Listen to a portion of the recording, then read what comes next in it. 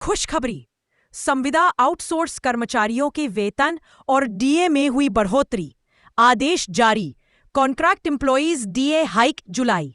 सभी संविदा आउटसोर्स कर्मियों के लिए बड़ी खबर सामने आ रही है, जिसके मुताबिक उत्तराखंड निगम निदेशक मंडल की 22वीं बोर्ड बैठक हुई थी और इस बैठक में कर्मियों के अनुपात में संविदा और आउटसोर्स कर्मियों के महंगाई भत्ते को बढ़ाने का फैसला लिया गया था और इस फैसले को संविदा कर्मचारी के जीवन को आसान बनाने और उनकी आर्थिक स्थिति सुधारने के लिए लिया गया था।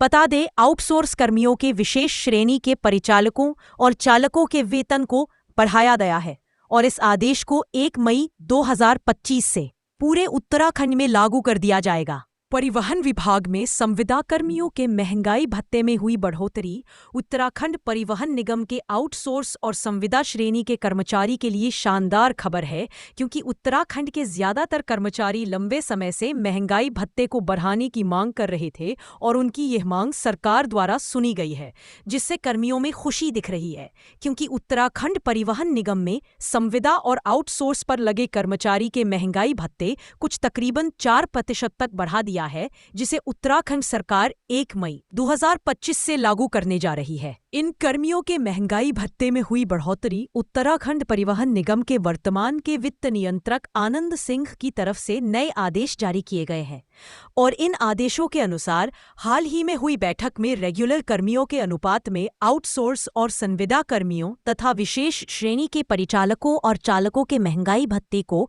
बढ़ाने का निर्णय लिया गया है।